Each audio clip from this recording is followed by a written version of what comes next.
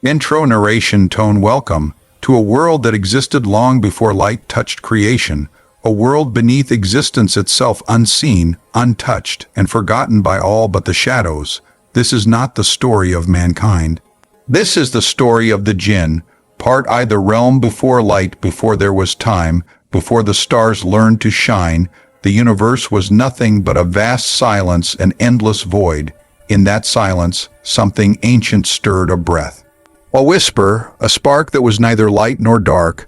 From that whisper was born the eternal flame, a blazing consciousness that breathed existence into the unseen, and from its breath shadows began to move. They were not angels nor demons. They were the first beings of free will, creatures made of smokeless fire.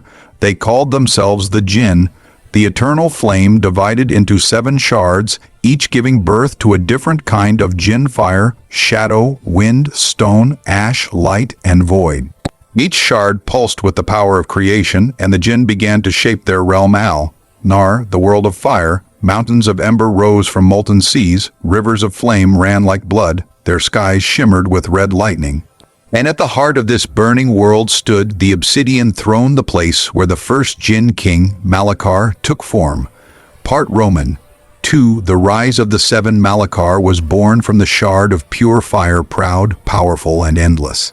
He summoned the other 6 to his throne. There was Zephan, Djinn of shadow, who could dissolve into pure darkness; Calith, Djinn of wind, who could whisper across universes; Sara, Djinn of stone, whose skin was mountains themselves; Tarak, Djinn of ash, ever shifting, never still; Nor, Djinn of light, radiant but arrogant; and the last, Vaera, Djinn of the void, silent and unseen. Together they ruled Nar, shaping their fiery dominion, crafting creatures lesser than them, bending existence to their will. But with power came pride, and pride always births corruption. Part Roman 3. The forbidden flame in the deepest part of Nar burned a secret, a second flame, older than the eternal itself. They called it the Black Fire, a sentient void that fed on creation. Malakar desired to control it, nor warned him, that flame is hunger itself, it does not obey.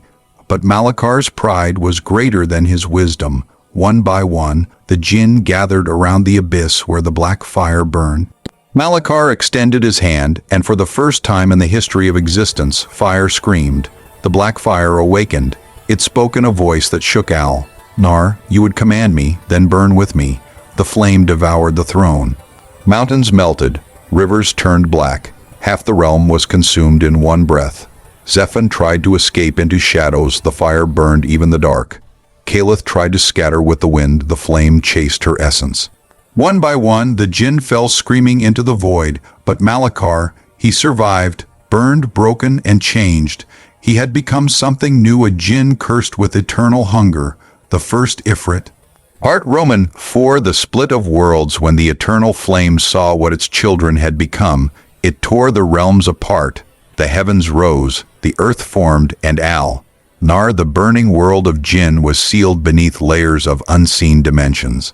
The eternal flame decreed, let them live but never be seen, let them breathe but never belong. And so the Djinn were scattered, not dead, not alive, but trapped between worlds. They could whisper through shadows. They could touch dreams, but they could never again rise fully into the world of light. Yet Malakar swore vengeance. He gathered the remnants of his kind, the ash, born the shadow, born the whispering ones, and built a new throne deep within the hollow of the void. From there, he whispered into the ears of creation. Every nightmare, every whisper in the dark, every fire that moved without wind was the echo of his vow. Part V. The Djinn's curse. Eons passed.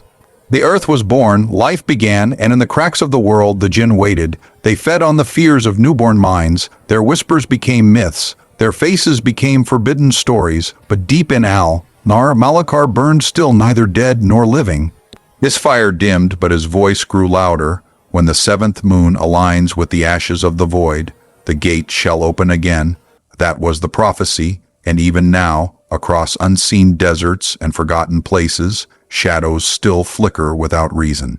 For the Djinn remember what the world has forgotten. They were here before light, and they will be here long after it fades. Epilogue. The whisper returns, some say, when you hear a crack in the air, when a shadow moves though nothing is there, or when your candle flickers though no wind blows. A jinn remembers you. They are not gods. They are not demons. They are the first fire and the last darkness that waits beyond the edge of creation.